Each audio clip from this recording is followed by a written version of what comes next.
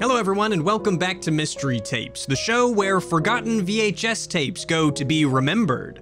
I'm your host, Ian MacMystery, and today I'm not only here to bring you a VHS variety show, but also some holiday cheer. I've got a festive hat, I've got some festive chili pepper lights, and even Santa is here. Plastic Santa is a little bit creepy, but it just doesn't feel like the holidays without him in my house. He really beckons in the Christmas spirit over here. Now let's take a look at today's tapes. The first, a Polaroid Supercolor video cassette, and the second, a shockingly unbranded tape marketed by Walmart Stores Inc., Bentonville, Arkansas 72716. Out of the two, I really feel like the Walmart tape stands out. I really enjoy the cover design. I just wish there wasn't an ugly sticker here on the spine. But even then, it's kinda cool. But we're starting with the Polaroid, which is also a pretty good looking case. However, its snow white cover is ruined by the writing that drew me to it in the first place, 1988 Christmas. I don't think I could have Christmased a better Christmas episode if I'd Christmased a Christmas. So with all the formalities aside, let's get right to watching this tape. I'm eager for some hollies and for some jollies.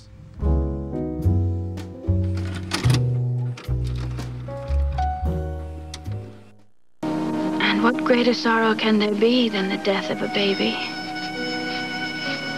Even as we laid our little Davy to rest on the prairie. When I bought this tape, all I knew about it was 1988 Christmas, but it turns out that the VHS tape itself is pretty clearly labeled, which is kind of a bummer. First up on the list is Young Pioneers Christmas. This is a made-for-TV movie from 1976, which is a sequel to the made-for-TV movie called Young Pioneers from the same years.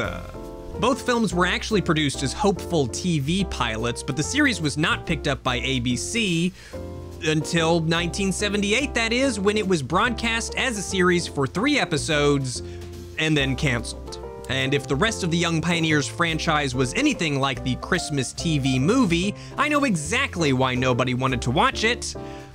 It's just a bummer, man. In the midst of life, we are in death.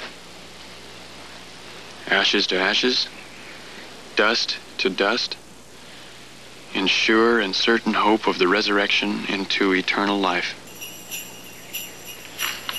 The year is 1874, and the main couple of the film are these two here, Molly Beaton and David Beaton. They're the ones with the dead baby. Flop. Who are they, Davy? Railroad supply wagons. Why do you suppose the railroad's hauling supplies that way, Davy? Molly frequently refers to her husband as Davy, but their dead baby is also named Davy. A little confusing. It took me a second or two to figure out who was dead and who was alive. That was a fool thing to say, Dave. No, it eases my mind to talk about little Davy. If you're making a movie, name your characters different things. Just a fun idea. Molly is being portrayed by Linda Pearl, who was on Happy Days, but nowadays is more known for being Pam's mom on The Office. I didn't recognize her, but I did recognize Robert Hayes, the guy from Airplane, even though this was a few years before he became the guy from Airplane. And that, as much as anything else, led to my drinking problem. He is not funny in this movie. I don't think he tells a single joke. Instead, he spends the whole movie going, "Oh, my land, oh no, not my land." And you can deliver my message back to them. This is my land, and I'm not giving it up. "Oh, you can't take my land. Oh, no one's gonna take my land." I got 2 years sweating this land, and I'm not moving! This kind of stuff is just not my jam. Prairie stuff, unless it's Oregon Trail 2, if it's got a covered wagon in it, I just don't really care. You show me where it says the railroad's got the right to take my land. It's a sad, sad movie about a sad family on a sad prairie in a cold, sad world. Merry Christmas. Give it up, Dan. That pike is itching to kill you. You'll have to get me off my property. There is a moment early on in this film where I thought that maybe the movie would be a bit strange and interesting, The people here are just kind of standing around, hanging out, and chatting when suddenly...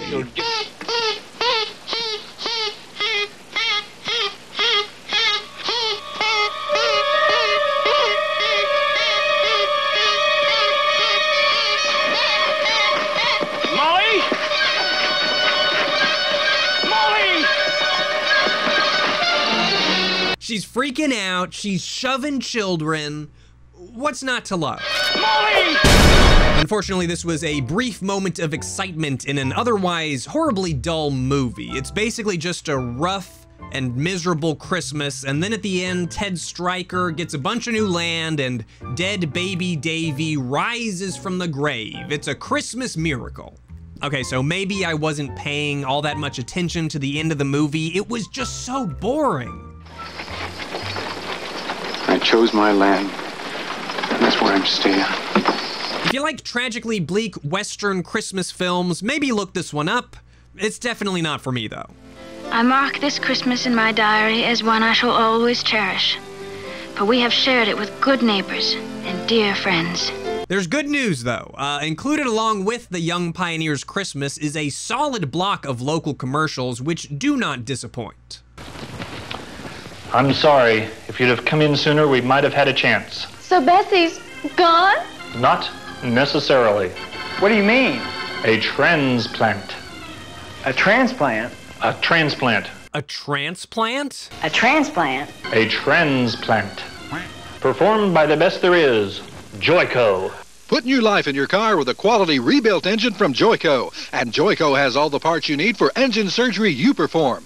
Come in yourself or ask your quality repair shop to get your car on the go with Joico. I'm not familiar with the Joico brand. In fact, it seems like the internet isn't very familiar with it either, but I still loved that low-budget commercial. You know, some dads out there chuckled at this one. A transplant? All I did was eat a chili dog with pickles, and all of a sudden I'm living in Siberia. Forget a commercial. That's a movie idea right there. Woman eats a hot dog, suddenly finds herself living in Siberia. I'm hooked. So I take a claret. Hey, where did you come from? Only Claret has Actazole with chlorophyll. Gets rid of bad breath fast. Breath deodorant. I think I found my new preferred term for breath mints. Breath deodorant. I love it. And you know what else I love? Hemorrhoids. They hurt, burn, and swell. Over the years, more doctors have recommended Anusol than Preparation H to relieve the hurting. Whoever decided to name this hemorrhoid cream Anusol is a comedic genius. Anusol is the word to remember for relief. Try to come up with a funnier name for hemorrhoid cream than Anusol. I dare you. It can't be done.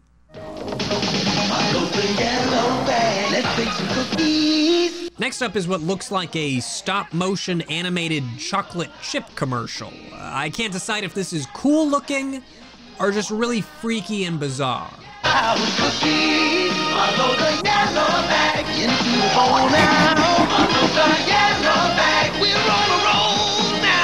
Either way, the anthem that goes along with the commercial is great. I love how many unjustified commercial anthems there were back then. Chocolate chips don't need an anthem, I don't think. I went to the cupboard and what did I see? Peanut butter. This one is great because the commercial isn't actually advertising peanut butter, but the jar that it comes in. Now the great taste of Peter Pan comes in a plastic jar. So even if you do drop it, it won't shatter. Eat some peanut butter anytime you can. Only if it's Peter Pan. It's crazy to me that plastic peanut butter jars were revolutionary at the same time that you could tape live TV onto VHS. It just seems out of order to me. Specializing in pain control, Dr. Togi. He combines computers with new technology to produce remarkable improvement in pain control, including highly successful PMS and non-smoking treatments. Wait, you're telling me that all I have to do to get my PMS under control is to get my butt poked by Dr. Togi? Nobody told me that. Recently, I had severe lower back pain, and after treatments by Dr. Togi, I've recovered very well. After talking with several of my friends who had quit smoking with Dr. Togi and his acupuncture treatment, I too have quit. Dr. Togi poked my butt and now I don't PMS no more. Visit Dr. Togi for a free consultation. Most major insurance is accepted. Oh, and check out that pre-area code phone number.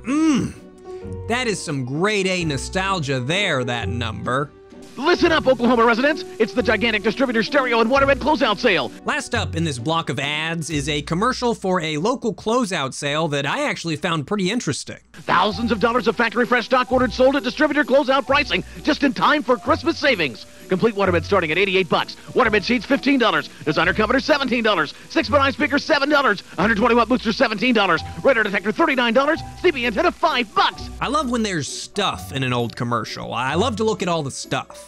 Also, what's up with how this guy says dollars? Waterbed sheets $15. Designer comforter $17. 6x9 speaker $7. 120-watt booster $17. Radar detector $39. CB antenna $5. Dollars? $17? $17. $17. 17 bucks. Unfortunately, that is the end of this commercial break. The tape flickers over to The Price is Right for a brief second and then moves on to the next film. Whoever recorded this tape, unfortunately, was unable to see the future potential that vintage commercials would have for internet virality, so that was the only block of commercials on this tape. So that just leaves us with a list of movie titles to get through, and I've said it before, but movies without commercial breaks are pretty much the least interesting things that I find on these tapes, unless the movie just really leaps off the screen. So I'm being picky. Deal with it. California Suite, a film from 1978, is about a bunch of guests staying in a luxury hotel. Or at least that's supposedly what it's about. I didn't even get to the part where they arrive at the hotel before I moved on to the next thing. Gorgeous color. The smog. I wonder if they sell it in bottles. I just got really hung up on a joke very early on in the movie. There's a couple on an airplane, and the lady is an actress who was recently nominated for some type of media award. You were terrific. I loved it. Oh, thank you. That's sweet. What? Oh. I hope you win the Oscar. I can't remember. I think it might have been an Emmy. I hope you win the Emmy? Anyway, there's this joke, a pointless throwaway joke that ruined the entire movie for me. It's bizarre. 8 years with the National Theatre, 2 Pinter plays, 9 Shakespeare, 3 Shaw, and I finally get nominated for a nauseating little comedy. That's why they call it Hollywood. Like, what does that even mean? I don't know how Hollywood got its name, but I guarantee you it's not because this lady got nominated for a comedy award because nobody cares about Shakespeare anymore. I don't get the joke. That's why they call it Hollywood. Anyway, I did keep watching this movie a little while longer, but once Bill Cosby showed up, I just decided to move on to the next thing. I ran off the road. I did not run off the gauge. So if you looked at the gauge, it wouldn't have overheated. I mean, looking at the gauge real good stops it from overheating? No, but you've got to speak up. Cosby aside, I'm still hoping that one of these Christmas movies is actually gonna be Christmassy, and judging from the fast-forwarded footage of California Suite, well, I just don't see very much Christmas there. This outfit here is a little bit Christmas, but I don't know. Next up is A Christmas to Remember, and shockingly, I don't remember anything about this movie. I think there was an old guy sleeping in manure at one point. Why don't you just leave me out here in a manure heap? You won't have to worry about any. But I don't know.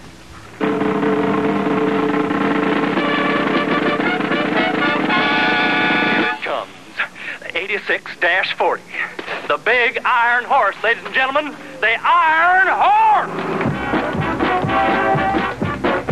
Looking at the movie now, and I actually see that it shares some similarities with Young Pioneer's Christmas. It's super depressing. Daddy and I just don't know where we're gonna end up, or how, or maybe even if. We gotta move on. And we can't take you with us. We can't even feed you.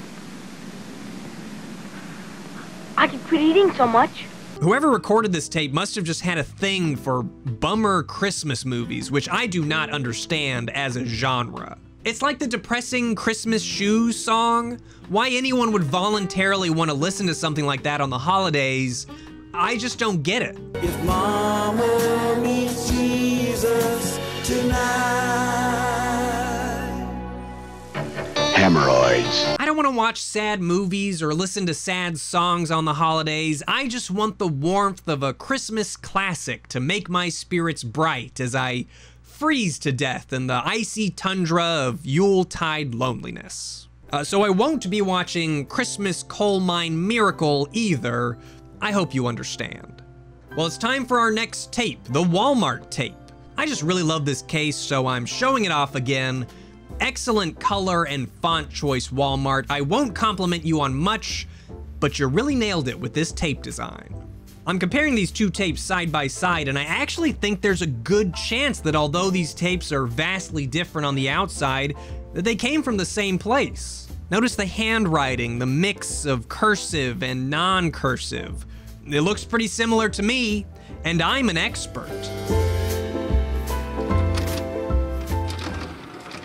We're Fighting Back is a TV movie from 1981, and it's all about a group of youths taking it upon themselves to clean up their neighborhood. Like, from thugs, not from trash. Every time I come back here, the old neighborhood's a little dirtier, a little meaner.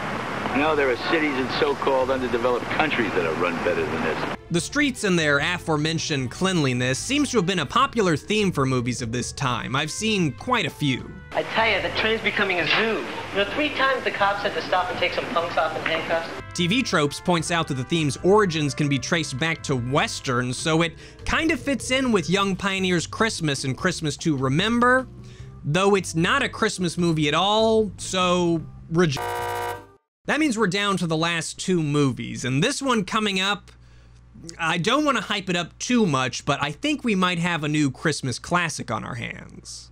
Rabbit Test opens with a drunk man attempting to seduce a couch-sat woman who turns out to not be a woman at all. Come here.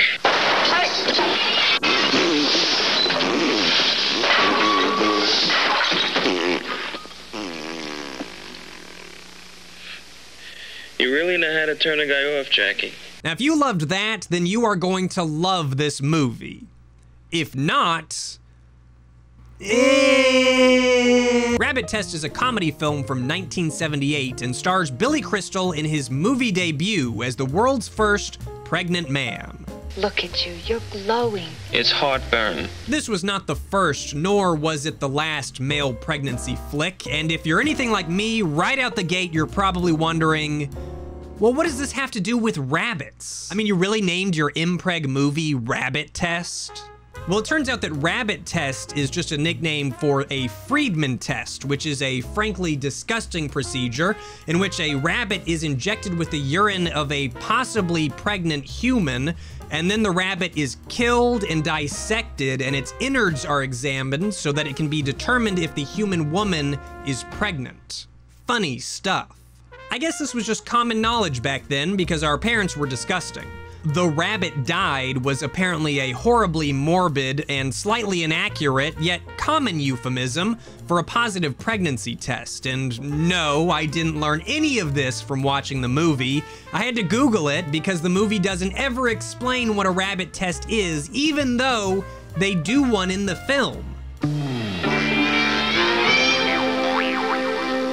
Of course, this was just a preliminary test, but... Are you sure it's dead? I'll see for yourself. One moment the guy is worried that he's pregnant, and then the next moment the doctor is stoked that a rabbit is dead, and Billy Crystal starts giving it CPR. I was very confused. In goes the good air, out goes the bad. In goes the good air, out goes the bad. Anyway, I've basically explained the entire plot of the movie. Lionel Carpenter is the world's first pregnant man, and then people just react to that fact. Mr. Mendoza thinks he's pregnant.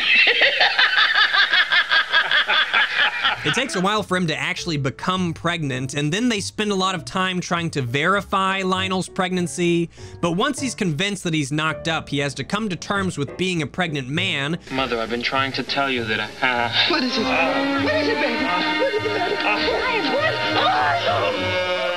which he does by delivering a baby himself in the movie's one attempt at a touching scene. Mrs. Borzoni, just push a little more. Just a little bit more, Mrs. Borzoni. More, just a little bit more, Mrs. Borzoni. I want to have my baby. I want to have my baby! I think that instead of having birth scenes, movies should just cut to text that says, "And then the baby was born." I think I'd enjoy that a lot more, and I think it would save everybody some time.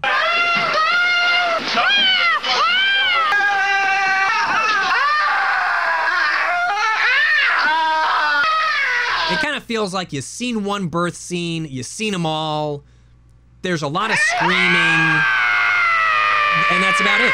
With the lone exception being, of course, Lionel's baby. I've got to see that birth, but only because I want to know if he's gonna poop it out or not. Now remember, after the president, the next one to fill your tummy must be the Secretary of Labor. You guys know what a gag is, right? The rest of the movie, and I mean the entire rest of the movie, is a non-stop barrage of jokes, gags, gaffes, laughabouts, snickerdoodles, and chucklefucks. And because of this Lionel Carpenter, the 614 questions we've asked regarding childbirth and pregnancy have been in error. They've told us it's all wrong. And this requires recalling 572 contestants back to our show at an estimated cost of $1,246,592 approximately. 3 microwave ovens and friends, we don't have it. We don't have it. It actually reminds me a lot of Airplane or Naked Gun, both of which are hilarious films that I love immensely. The problem is that the humor in Rabbit Test is just not that great. Neil Armstrong was the first American I ever knighted. Neil Sedaka is my favorite singer. Neil, I said Neil, hit the floor! It feels like bad Mel Brooks to me. It's like a Young Frankenstein or a Spaceballs or a Robin Hood Men in Tights, only with a weaker theme and weaker jokes and a weaker story, and also it's terrible. As you can see, it pictures the late President Dwight D. Eisenhower nursing an infant. Now he's doing it upside down. The movie seems devoid of any jokes that take time to set up or make you think. I don't even think it has a single running joke, which seems like one of the easiest kinds of jokes to have. Yes, Mrs. Borzoni. Are there any other questions? Maybe a better word to describe this movie would be desperate. It's really just searching for anything to take jabs at, hoping something lands. At this very moment, as we are speaking, there is a crazy live chicken running around my dinette set. And for being a comedy film about a pregnant man, I feel like there were shockingly few pregnant man jokes. I don't even think he starts showing at any point. Like, what's up with that? He just kind of puts his hand on his stomach there. I don't remember him getting cravings at all. That seems like pretty easy chucklefuck territory to me, but what do I know? Instead of making pregnant man jokes in their pregnant man movie, Rabbit Test seems way more interested in riding the trendy humor waves of the late 70s. You know, your racisms, your homophobias. This may be very hard for you to believe, but I've never had a woman in here.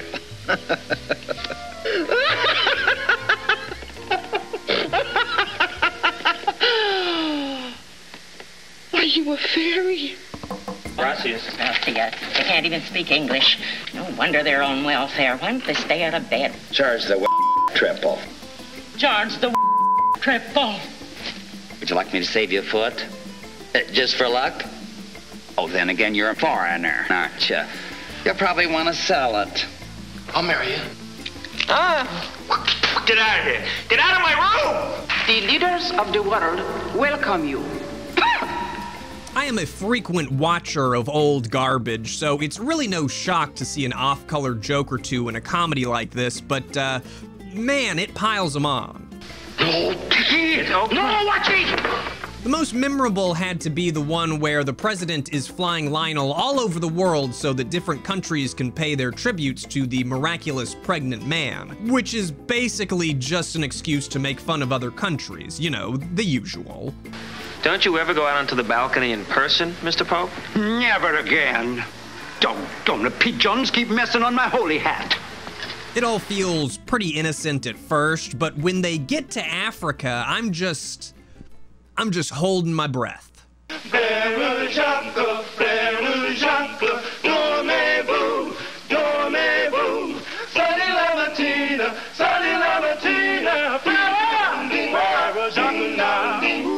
The movie has a weird obsession with the nursery song Frère Jacques, and this scene goes on for a surprisingly long time, and the whole time I'm just...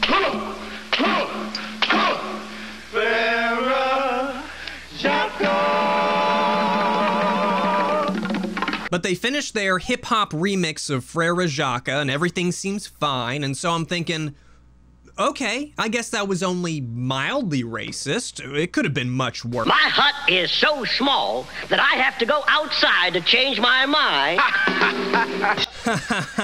Whoops. Oh, see, but they got a black guy for this scene, so it's fine. How fat am she? Do these jokes have anything to do with the movie? Do they contribute to or move the story forward? No, they often don't even involve the main characters. They're just in there. I'm Vanetta, your jungle bunny. Would you like some watermelon? Rabbit Test is not well written, well acted, it's not shot very well, nothing about the movie is good, and yet I still laughed. You dropped this on... Leave me alone, you big pervert! I know, but you have to understand, I was 6 movies in at this point, suffering through depressing Christmas Prairie movies, so seeing a shockingly offensive impreg comedy from the 70s was an oddly welcome change of pace, and while I didn't find myself laughing along with Rabbit Test, I did laugh at it, if that makes sense. Just when you think it can't get any more pointlessly offensive, it does. It's like a caricature in a way. It could be shown in a classroom to demonstrate how to make something that's not only terrible, but shameful as well. But if you really just can't stomach seeing dated offensive humor like that, I would not recommend Rabbit Test to you. In fact, I wouldn't recommend it to anybody unless the only other movies at your disposal are Dead Baby Prairie Christmas and Coal Mine Miracle. I can quit eating so much. Well, I just realized that I have yet to even touch on just how Lionel becomes pregnant. Have you even questioned it up to this point? Or did you just accept that he just randomly became pregnant? Not that I would blame you. Now, your first guess might be that science had a hand in this pregnancy, or perhaps the love of another man and some wish upon a star tomfoolery, but nope. No, we don't trust educated people. Really? Lionel goes on a date with some lady whose name I don't remember and ends up going to her home to have dinner with her family. Well, I hope to be somebody really worthwhile someday, like, work with the handicapped, or install mufflers. The field's wide open for women, you know. Well, it turns out that her mother's a fortune teller, her grandmother is a witch, her dad is a pirate, I think, and dinner is hamsters and hairspray. I didn't pick up on this when I watched it initially, but it's actually supposed to be a family of gypsies, which would fall in line with some of the film's other insensitivities. I just thought they were witches, though. At one point, Grandma spits into a cup and Lionel drinks it because, I don't know, gross? It's been very nice meeting all of you. Go now! What have I done? Go to your school! What's wrong? You're pregnant! I'm what? You're pregnant! So who do we blame for this? Who do we blame for the blackface? The internet wants to know. Well, it's Joan Rivers. She co-wrote it, she directed it. It's gotta be Joan. Hot colon coming through! Hot colon coming through! Hot... Oh, please don't say anything. You just wear a bag. What the hell? The late comedian makes only one appearance in the film, but she was still Rabbit Test's main selling point. She even appears in the poster as the director person. Ha ha ha. Rabbit Test is not a funny movie. It really isn't. It's jammed from wall to wall with eccentric characters and throwaway one-liners and would-be funny signs, but it's just not funny. And I know it's not, because I would have laughed if it had been. Ms. Rivers has turned to directing without paying much heed to whether a whole movie constructed from one-liners is worth even the sum of its parts. In her case, it's not, and the one-liners weren't all that sparkling to begin with. Ostensibly, this film, sure to be among the year's worst, is a comedy, but it's really a mystery. The mystery being how a lady as witty and talented as Ms. Rivers could come up with something so crass and unfunny. The absolute dogshit worst movie I've ever seen in my entire fucking life. I still can't believe how abysmal it was. No disrespect to Joan Rivers, who I like a lot, but how in the fuck could anyone with even a modicum of talent produce such a catastrophe of crass and inane squee? I am absolutely, totally, and completely obsessed with impreg. Impreg is one of the best things in this world, so naturally I've wanted to see this for a very long time. I loved every moment of it, except Billy Barty in blackface. WTF? You have not only made my Christmas, you have made my entire life. I can die happy. 15 likes. Despite being a critical failure and quickly being replaced in film history by much, much better movies, Rabbit Test was still a box office hit, grossing over $12 million in its first 4 months of release. It was also later featured on obscure internet series Mystery Tapes as part of a 2020 Christmas special. Oh yeah, Christmas. You're probably wondering how Rabbit Test is supposed to be a new Christmas classic like I claimed at the beginning of this segment. Well, while we don't get to learn how Lionel's baby is actually born, I still think it's either coming out the pooper, coming out the wiener, or it's coming out the belly button, though that seems like more of a long shot. We do learn in the closing scene that he performs the virgin birth on Christmas Eve, laying on a bale of hay. And also just a reminder that his last name is Carpenter, so that's festive. Oh my God, it's a girl. You can't make this movie and then not tell me whether or not he has to poop out the baby, right? I'm not crazy for thinking this. Hemorrhoids. So Rabbit Test was by far and away the most interesting film on these two tapes, but luckily, there's still a little bit more for us to see. KOKH 25 invites you to be our guest for the premiere showing of The Americanization of Emily, starring James Garner and Julie Andrews. Exclusive viewing only with Oklahoma's greatest movie station, KOKH 25.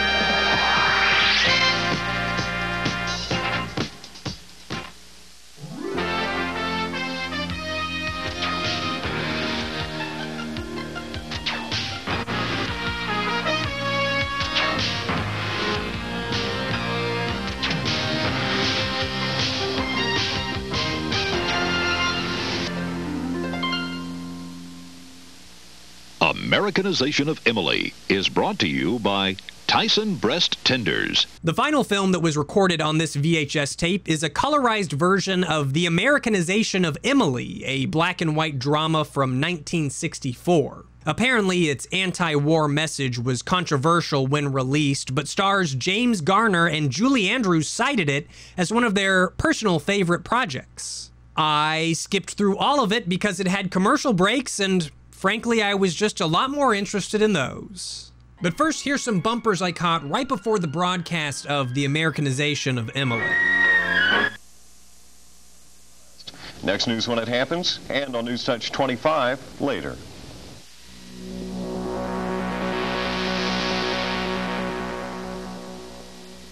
This is a Tyson chicken. Generations of fine breeding have made this chicken one of the most succulent available. Oh my God, did you see that chicken cry? They barely even touched it, and it's like Niagara Falls over here. What is that, a water chicken? In this form, however, it makes a very awkward hors d'oeuvre. These are Tyson breast tenders, whole strips of juicy breast meat cut from the same delicious Tyson chicken. I'll never get over how weird food looks in these old commercials. It just looks sad. Maybe it's because the food staging was more accurate back then. Nowadays, every single food item on TV looks delicious, and I know that that's not true.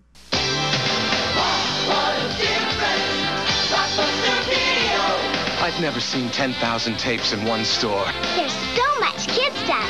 And I can keep them for 3 evenings. Now this is a video store. Ordinary video stores don't even come close to Blockbuster Video. You've just got to see it to know what we mean. Okay, you can tell that this tape is kind of on its last legs here, but even so, Blockbuster ads are just cool. I have no further comment, except that now I feel old and sad. Wow, what a difference.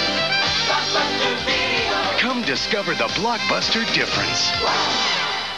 There's some other commercials for various recognizable brands in here. Bounce with Stain Guard. New Bounce with Stain Guard. Stains get on, but they don't stay in. Grape Nuts.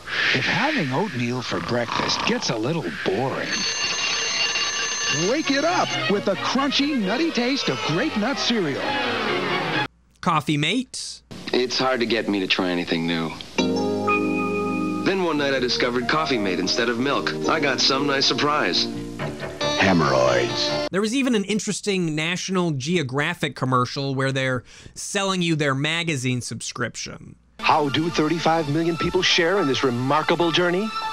Through the fascinating pages of National Geographic. It reminds me a lot of the old Zoo Books commercials, and it's funny to me how they try and sell it to you like the magazines are gonna better your life somehow. With National Geographic, you can plan your next vacation, help youngsters with their schoolwork, even build a valuable reference library.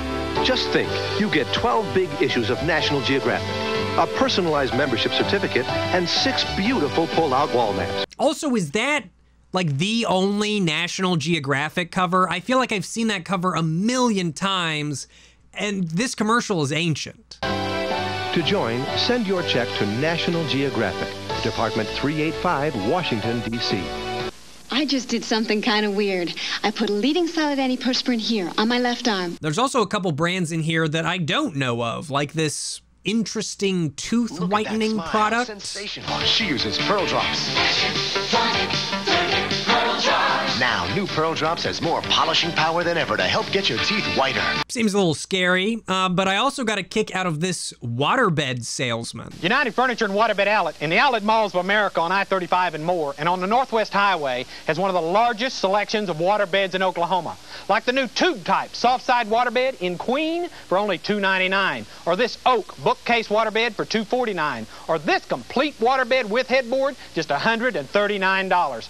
Other dealers claim to have the lowest prices, but our customers tell us we beat them every day. Come see why at United Furniture and Waterbed Outlet. But by now, the tape is really breaking down. No amount of tracking adjustments or time-based correcting seem to help, and these commercials are getting pretty messed up. I just got some brand news. Some brand new what, Lou? No, not brand new. Brand news. It's a cereal. What's its name? That is its name. What's its name? Brand news. It's a brand cereal that stays extra crunchy in milk.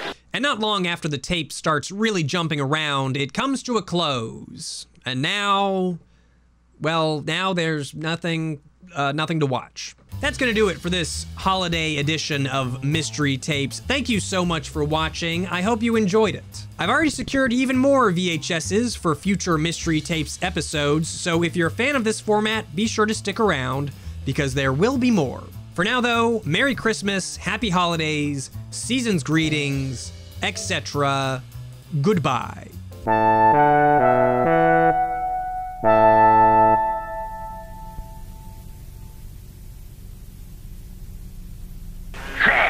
Why don't you just leave me out here in the manure?